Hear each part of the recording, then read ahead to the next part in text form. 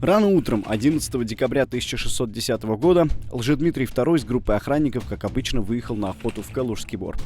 Среди его свиты был нагайский мурза Урак Урусов. Стояла морозная погода, вокруг не было ни души. Когда группа углубилась в лес, Урак подъехал к саням самозванца, достал клинок и точным ударом рассек ему горло. В тот день траектория российской истории изменилась навсегда.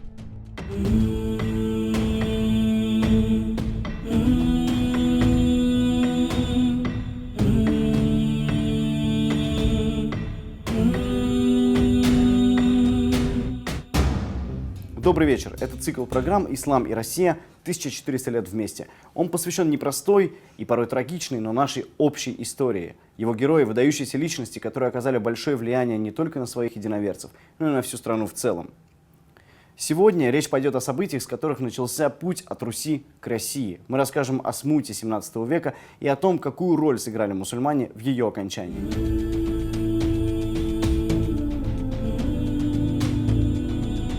Смута – это период российской истории конца 16-го, начала 17 веков. Русский царь Федор Иванович, сын Ивана Грозного, не оставил наследника, а его младший брат Дмитрий трагически погиб. Причина смерти царевича до сих пор до конца не ясна. Династия Рюриковичей прервалась. Серия политических ошибок, серьезные неурожаи, отсутствие наследника престола – все это стало причиной мятежей и волнений по всей стране. Шла настоящая гражданская война. Красная площадь, центр Москвы, памятник гражданину Минину и князю Пожарскому, самым известным героям смутного времени. Именно они подняли народное восстание против польских интервентов и положили конец хаосу. Но у этой истории есть и другой герой, о котором сегодня почти все забыли.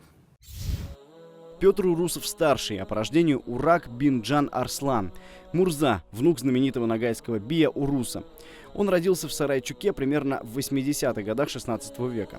Еще ребенком, как аманат, он был отправлен в Москву, к царскому двору, где его крестили и дали имя Петр. Там мальчик стал одним из придворных, но вскоре ему предстояло кардинально изменить род деятельности. Период, который называют смутным временем, начался на рубеже веков. Именно тогда появились первые слухи о том, что царевич Дмитрий жив, спасся чудесным образом. Появился и первый претендент на эту роль. Некий юноша, который объявил себя наследником. Сегодня историки и исследователи связывают его с неким монахом Растригой по имени Григорий Отрепьев. К тому моменту Петр Урак командовал отрядами служилых татар. Вероятно, и он принимал участие в изгнании самозванца и помог взойти на трон новому царю Василию Шуйскому. Он был из рода Рюриковичей, но не прямой наследник. Вот в этот момент и появился Лжедмитрий II. Он представлялся всем как дважды чудесным образом спасшийся царевич Дмитрий, сын Ивана Грозного. При этом была масса свидетелей гибели как самого царевича, так и первого самозванца. Лжедмитрий II разбил свой лагерь в селе Тушино, ныне районе Москвы. Он быстро занимал один за другим города, верные столицы. Тушинский вор, как его прозвали, умел убеждать. В то время многие видели в воцарении Лжедмитрия II выход из сложнейшей ситуации. Она была вызвана разорительным правлением Ивана Грозного, неудачами Бориса Годунова, изгнанием Лжедмитрия I и возникшей как следствие семибоярщиной, безраздельным произволом крупнейших боярских родов. Вскоре к Лжедмитрию II присоединились тысячи воинов, включая татар и нагаев. Среди них Петр Урусов и его соратник и сюзерен Ураз Мухаммад. Вскоре это имя в корне изменит историю России. Ураз Мухаммад – чингизид из казахской династии, прославленный воевода, которому еще Борис Годунов пожаловал Касимское ханство. За 1400 лет проживания мусульман на землях, которые составляют современную Россию, существовало много разных государств – ханств, каганатов, эмиратов, наибств. Но Касимовское ханство сыграло совершенно особую роль в истории. Касимовское ханство того времени представляло собой политический и религиозный центр всех мусульман Московской Руси. Ханы, по сути назначаемые русским царем из разных династий, но непременно чингизидского происхождения, становились неформальными лидерами разнородного исламского сообщества необъятной страны, протянувшейся от Новгорода до Тихого океана и от Белого моря до Каспия. Авторитет Ураза Мухаммада среди всего мусульманского населения Руси как политического и сакрального лидера был огромен. Неудивительно, что за ним на сторону Лжедмитрия II перешли десятки тысяч тюрков, населявших земли московского государства. Он пообещал им полную свободу. Ураз Мухаммад видел в Лжедмитрии альтернативу разгулу бояр-олигархов. Именно тогда Петр Урусов вернулся в ислам и снова стал Ураком бин Джан Арсланом.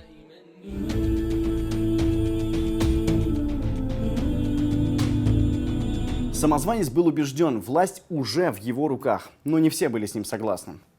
Мы не знаем доподлинно, готовил ли хан Ураз Мухаммад восстание, но, скорее всего, Лжедмитрий II заподозрил его в измене и решил опередить события. В ноябре 1610 года Касимовский царь и самозванец отправились на охоту на реке Оке. Ураз ехал на своей лошади, высматривая зверя. В этот момент он почувствовал, что рядом к нему кто-то неслышно подъехал. Было поздно. Одним ударом Лжедмитрий убил его, после чего сбросил тело в реку.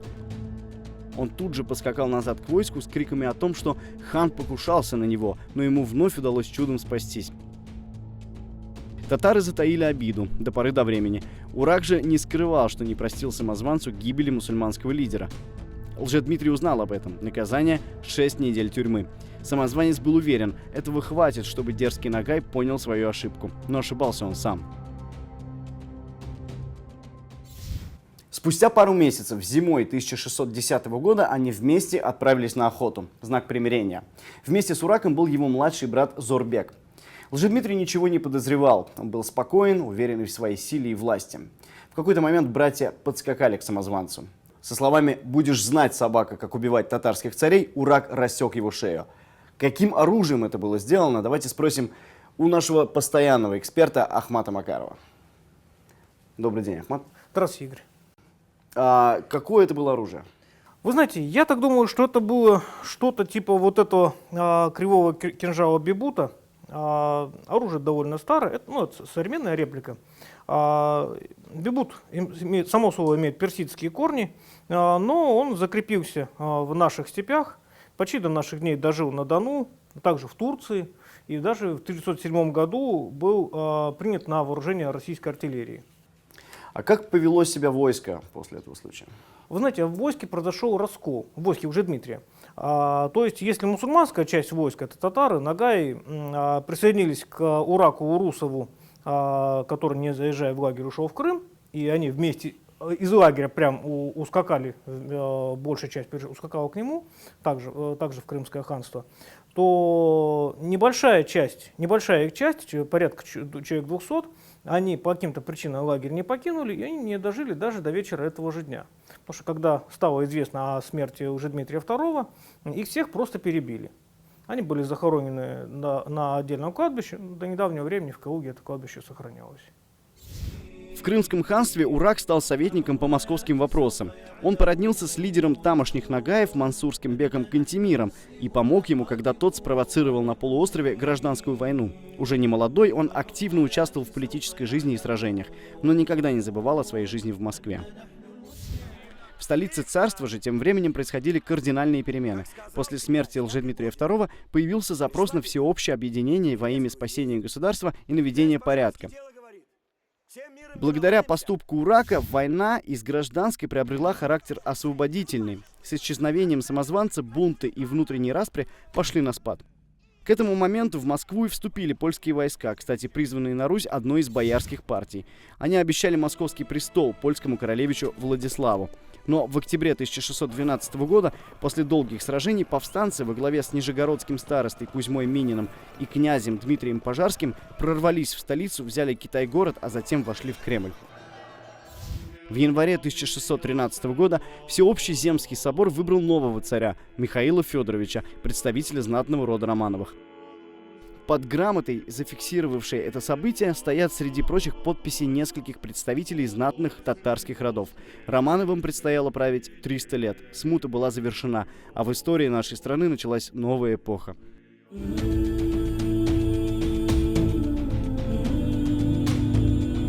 Чего же добился Урак Урусов? По сути, он обезглавил и расколол войско самозванца, убив его политического и военного лидера.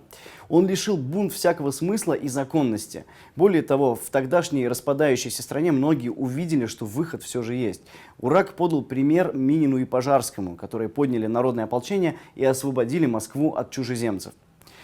Что же им двигало? Только ли желание личной мести или нелюбовь к пленившей его стране?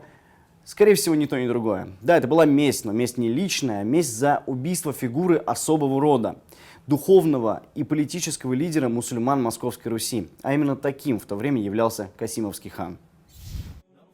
Урак писал первому царю из рода Романовых о том, что желает вернуться в столицу, но при условии он сохраняет свою веру. Михаил Федорович отказал, впрочем, как и многим другим. Мурза продолжал активно участвовать в политической жизни Крыма.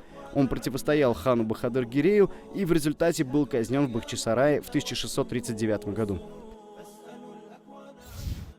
Сегодня мало кто помнит имя этого героя. Героя, который разделил трагическую судьбу своего народа и своей страны. К тому моменту она потеряла почти половину своего населения, несколько раз сменила правящую династию, а вскоре и саму парадигму государственной власти. Тем не менее, страна смогла возродиться и продолжить свой путь от Руси к России. Как и всегда на протяжении 14 веков совместной жизни, мусульмане, ханы и мурзы, воины и торговцы сыграли в этом огромную роль. Это только начало, впереди еще немало